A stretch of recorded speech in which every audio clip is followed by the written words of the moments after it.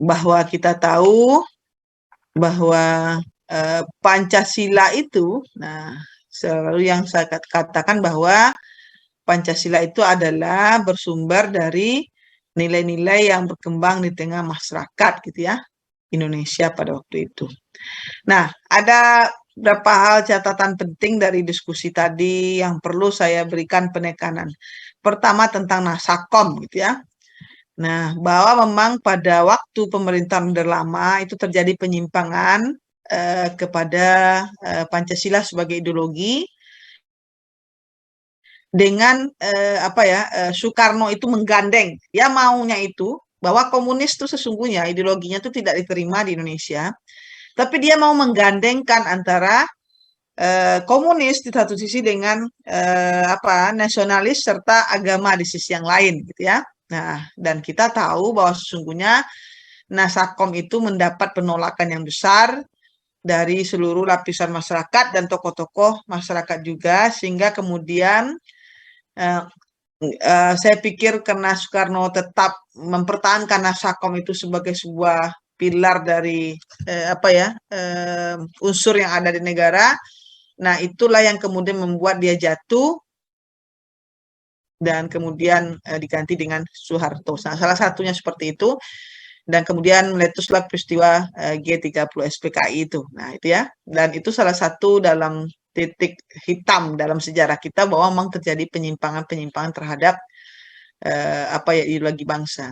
Nah, kita tahu bahwa Nasakom itu adalah bahwa komunis itu adalah sebagai sebuah bagian dari nasionalis komunis itu, dia nggak bisa disandingkan. Kenapa? Karena misalnya dalam komunis itu kan dia tidak mengakui adanya Tuhan misalnya. Nah, sementara Pancasila itu jelas. Sila pertama adalah ketuhanan yang Maha Esa.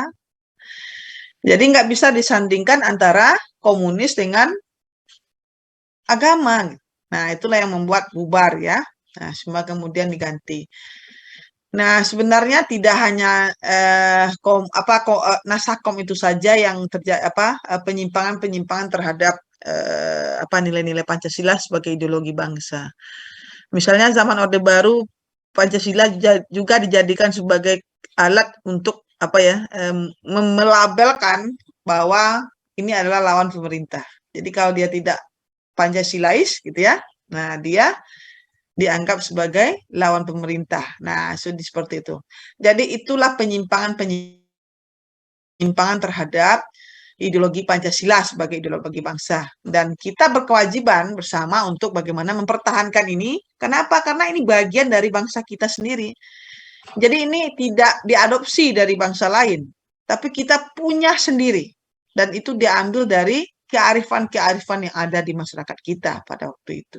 Nah, kemudian saya juga mendengar satu hal tentang ketua KPK yang kemudian menikah dengan dengan adiknya presiden kita. Nah, kalau dari segi saya membaca juga berapa literatur, kemudian mendengar berapa pendapat ahli, nah harusnya ketua KPK itu mundur. Kenapa? Karena takutnya ada benturan kepentingan. Kenapa? Karena KPK itu salah satunya juga ngawasi kinerja pemerintah kan, termasuk ngawasi presiden. Nah, kalau sudah ada hubungan emosional seperti itu, apakah objektivitasnya akan ke depan atau justru subjektivitasnya?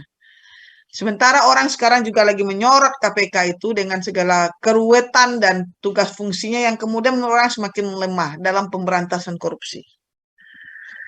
Nah, oleh itu banyak orang meminta bahwa ketua KPK ini mundur. Supaya apa? Supaya bebas dari kepentingan. Jadi tidak ada interest of kepentingan ya, kepentingan of interest itu nggak ada. Jadi kepentingan itu nggak double gitu ya. Jadi bisa melakukan tugas itu secara objektif. Nah, itu dua hal yang perlu saya komentari. Nah, saudara bisa baca-baca itu juga di beberapa media sosial yang sekarang lagi rame, juga beberapa catatan-catatan ataupun tulisan-tulisan dari beberapa akademisi yang juga menyorot bagaimana hubungan kekeluargaan antara Presiden Jokowi dengan Ketua KPK.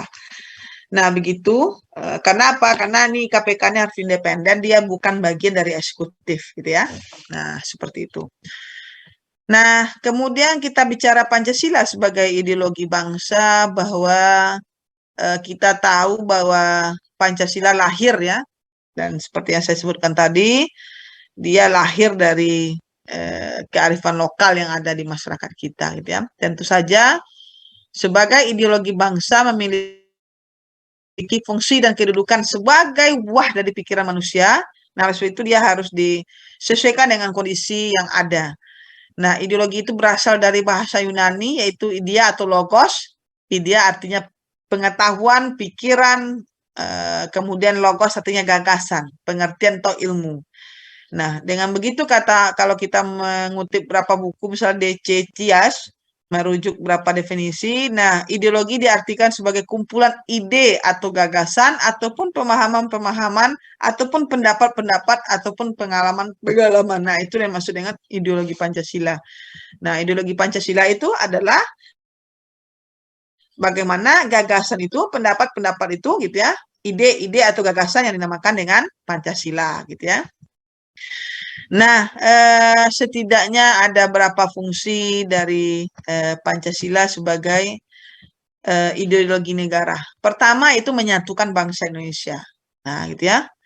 Memperkukuh dan memelihara kesatuan dan persatuan. Nah, itu pertama yang perlu kita garis bawahi, bahwa dengan adanya ideologi Pancasila ini bukan berarti penyeragaman semua asasnya harus berdasarkan Pancasila, tidak. Tapi bagaimana Pancasila ini dijadikan sebuah dasar, landasan untuk memperkuat persatuan dan kesatuan. Silakan berbeda pilihan partai, silakan berbeda pilihan agama dan keyakinan masing-masing, silakan berbeda pendapat dan adat istiadat, kebudayaan dan segala macamnya, tapi tetap saja bahwa Pancasila harus menjadi pemersatu. Nah, kalau misalnya bibit-bibit perpecahan itu sudah terlihat. Nah, seperti itu ya. Kedua, membimbing dan mengarahkan bangsa Indonesia untuk mencapai tujuannya. Kenapa? Karena ideologi Pancasila, Pancasila itu yang termaktub dalam alinea keempat pembukaan Undang-Undang Dasar 45, di sana sudah ada tujuan negara kita. Ada yang tahu tujuan negara kita? Ngapain tujuan negara kita ini harus? Ada berapa tujuan negara kita?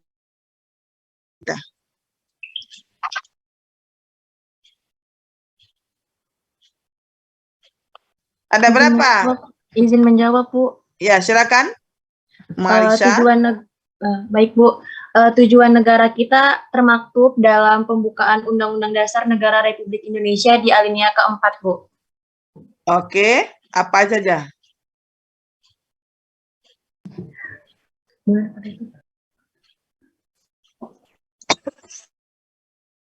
Mencerdaskan. Apa saja? Sebentar, Bu.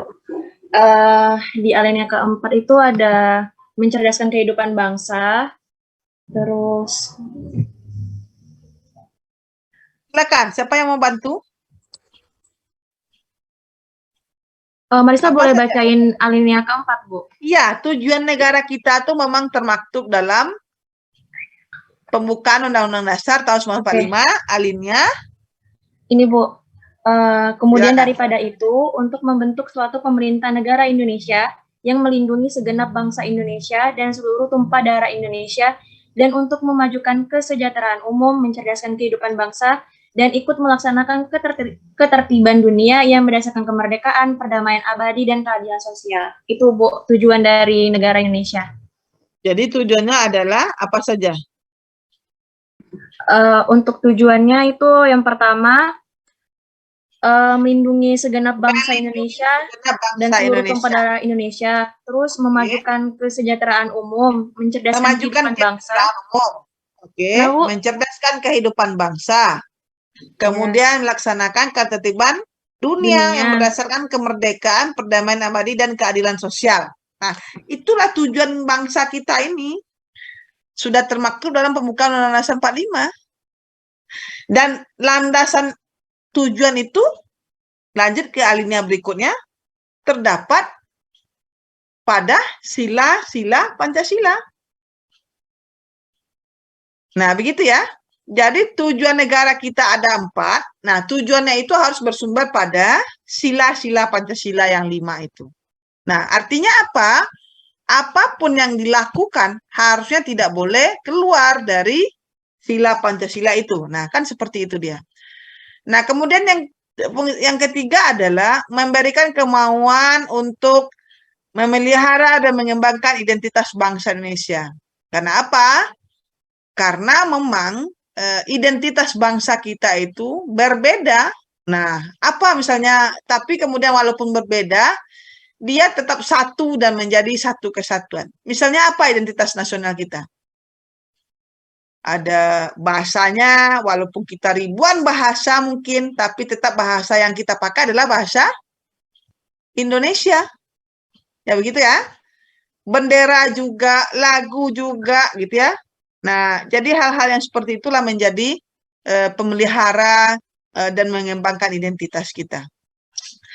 Nah, kemudian menerangi dan mengawasi keadaan serta kritis kepada adanya upaya untuk mewujudkan cita-cita yang terkandung dalam Pancasila, termasuk pada kita harus bisa mencegah terjadinya keinginan-keinginan dari pihak-pihak tertentu untuk merubah ideologi Pancasila itu gitu ya. Nah, kemudian yang terakhir adalah sebagai pedoman bagi kehidupan bangsa Indonesia dalam menjaga keutuhan negara dan memperbaiki kehidupan dari bangsa, kehidupan diri dari bangsa itu sendiri. Nah, itulah fungsi dari Pancasila sebagai ideologi gitu ya. Setidaknya ada 5, mungkin saudara bisa baca buku yang lain. Nah, yang jelas bahwa memang Pancasila sebagai ideologi tentu harus kita pertahankan sejauh misalnya tujuannya adalah untuk bagaimana menjaga persatuan dan kesatuan. Nah, banyak upaya untuk merongrong ini, untuk merubah ideologi Pancasila gitu ya, tapi sejauh ini itu masih bisa dipertahankan.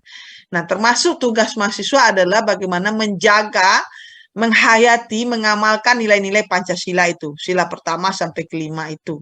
Gitu ya. Nah, itu yang harus dilakukan oleh mahasiswa. Nah, begitu komentar saya terkait dengan materi kita pada pagi ini. Silakan kalau ada yang kita diskusikan. Silakan kalau ada yang didiskusikan. Kemudian saya ingatkan lagi, absen tolong diambil di e-land. Nah, bahannya nanti bahan kelompok 2 akan saya share di e-land. Saudara juga bisa baca-baca ya di e-land. Silakan kalau ada yang kita diskusikan. Apakah paham penjelasan yang saya berikan? Nah, kalau diam saya anggap paham. Oke, karena memang saya harus mengikuti rapat